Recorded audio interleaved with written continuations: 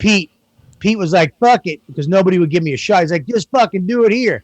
He put the CD recorder in there for me so that I could do my album. He went and paid the fucking money, had him hook it up, and hooked Mike the Crowd.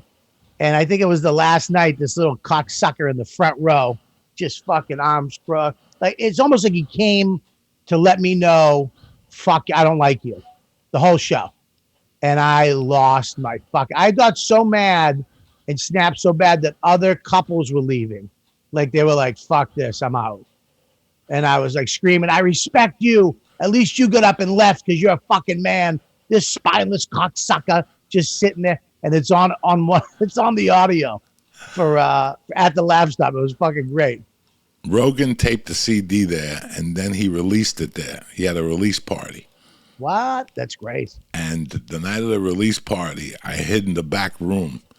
And while he was on stage, I came out behind him naked. And he kept talking. He didn't know I was naked. I was naked with the cape open, I came out like that. And some chick fucking taped it. She still has it. It was online for a while. Rogan turns around. I started chasing with my dick out. It was fucking tremendous. The crowd went nuts. I still remember looking to the back, and people in the back were standing on their chairs just fucking clapping. It's amazing what happens when you take your clothes off on a stage. People go fucking nuts. Yeah, no, if I took I wouldn't be able to pull that stunt. Oh, no, not now. I need a fluffer.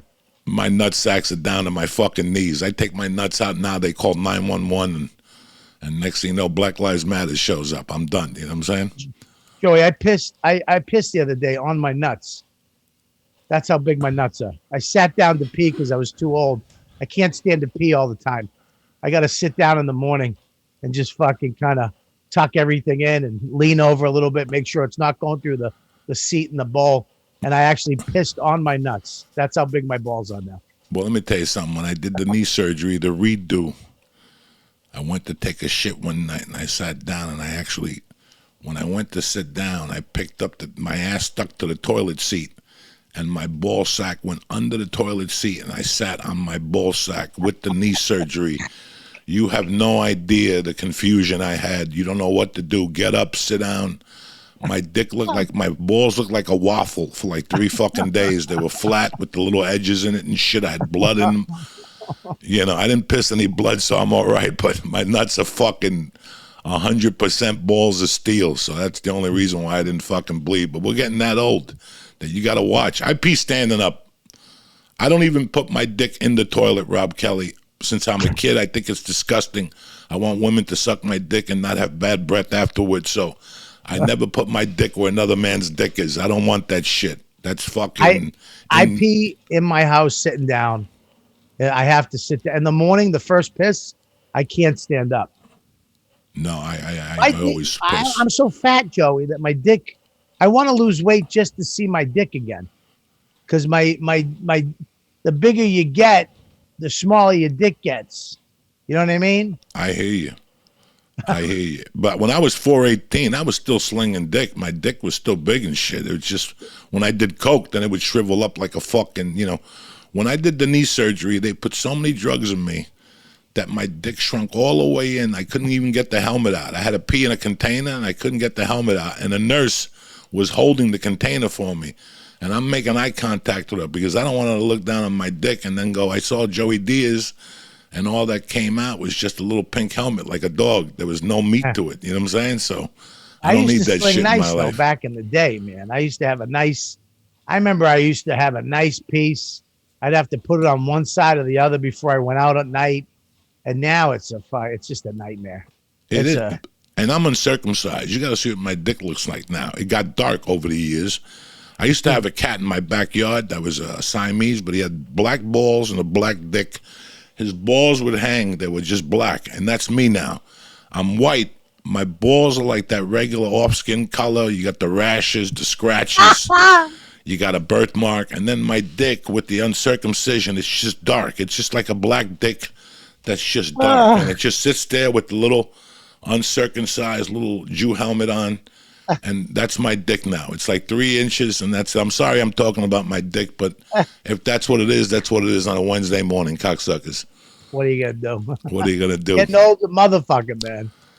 People have no idea, and that's why I say, you got to prepare for this shit. Once you start preparing for it, it makes life a lot easier. I read that if you're over 50, the fountain of youth is lifting fucking weights. I was kickboxing. I was doing jujitsu. I quit everything. I just lift weights now. That's the fountain of youth that keeps my diabetes down. I don't have diabetes, but I'm just saying that it keeps your cortisol levels down, all that shit. I sleep more, so I'm in that gym 4 fucking days a week. I got no options. I just started going back. All I do is I do 20 minutes on the pre-core, and then I lift weights. That's all I do. And that's all I can do. I can't do any of that. I got a trainer last year. He fucking hurt me. Two sessions in, I pulled my calf muscle because he's trying to get me to, like, I'm not an MMA fighter. I'm not doing ropes and fucking mountain climbers. You're out of your fucking mind. I'm done. I go in, I walk, I do the weights, and then I leave. I'm out. What do you do for weights? Bench, bent over row. I do the chest, I do the shoulders, I do the tries, I do the buys, I do the back, and I do the legs. So I try to do 2 a pop. So if I'm going in, I'll do shoulders, and I'll do like buys or something like that, and then I'll do chest and back, and then I'll do tries and legs. And I usually I got a gym. It's called Anytime Fitness. It's like really right down the street from my house. It's open 24 hours a day. I go at 12 at night. When I'm up, usually I'm up watching TV, fucking everybody's in bed. I'm just fucking sitting there staring at something because I'm a maniac. I'm used to just being up all night, thinking about fucking life and all that shit. Everybody's sound asleep at 9:30.